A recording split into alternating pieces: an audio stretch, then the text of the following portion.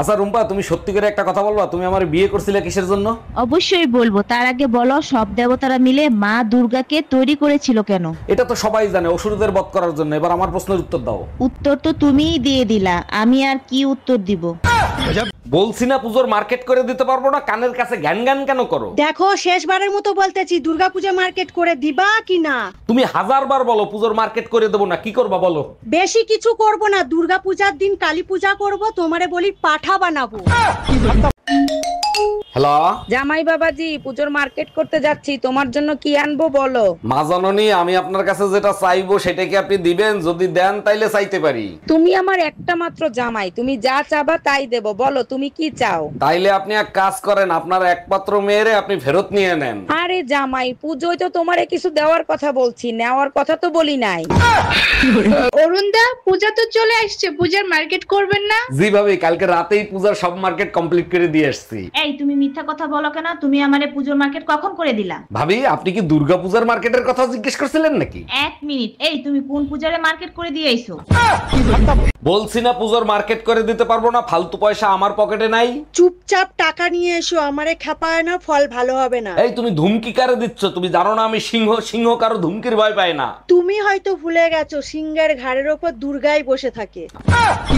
অরুণ ভাই, সামনে পুজো আসতেছে, এবারও কি পুজোয় ঢোল আপনি বাজাবেন? জি ভাবি, প্রতি বছর আমিই ঢোল বাজাই, এবারও আমিই বাজাবো। আচ্ছা অরুণ ভাই, প্রতি বছরই আপনি ঢোল পিটাইতে পিটাইতে নাকি ঢোল ফাটায় ফেলেন, কাহিনী কি? ভাবি, কাহিনী একটাই, ঢোলের দুই পাশে বউ আর শাশুড়ির ছবি থাকে। ভাইজান, এই শাড়িটার দাম কয় টাকা? কপাল ভালো, ঘুমায় ঘুমায় স্বপ্নে শপিং করতেছে। আরে ভাই, দামি দামি শাড়ি দেখান, 10-20 হাজার টাকা দামের। কেন কেন, যত দামি দামি শাড়ি আছে সব স্বপ্নে কিনে ফেলো। 20,000 টাকারটা প্যাকেট করে রাখেন, ওটা কালকে হাজবেন্ড এসে নিয়ে যাবে। এই যে দেখো, 4,000 টাকা দিয়ে শাড়ি কিনে আনছি, অনেক সুন্দর না? টাকা দিলাম 2000, 4000 দিয়ে শাড়ি কিনলা কি করে? মেয়েদের বুদ্ধি বলে কথা, আমরা সব করতে পারি। এক মিনিট, তোমার সাথে না মা গেছিল, মা কোথায়? শাড়ির দোকানে রাইখে আসছি, তুমি টাকা দিয়ে মাকে সারাই নিয়ে আসো।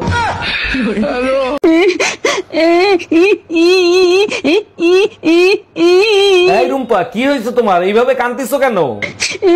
আমি জানি তো আমার কান্না তুমি সহ্য করতে পারতেছো না, খুব খারাপ লাগতেছে তাই না?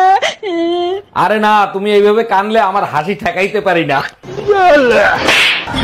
ভাবি, কোথায় তুমি? বৃষ্টি আসছে, আমি কি কিছু করব? কোনো সমস্যা হবে না তো? তোমার যা মন চায় তাই করো, কোনো সমস্যা হবে না। সমস্যা হইলে ঔষধ খাওয়াবো। সবাই তো ওষুধ আগে খাওয়ায়, আমিও কি ওষুধ আগে খাওয়াই দেবো? এই তুমি কি উল্টা পুল্টা কথা বলতেছো? কারে তুমি ওষুধ খাওয়াবা? তোমার বোন আসছে, তারই খাওয়াবো। জামাই, শিগগির অ্যাম্বুলেন্সে ফোন দাও, মেয়ের পেন উঠছে, মনে হয় ডেলিভারি হবে।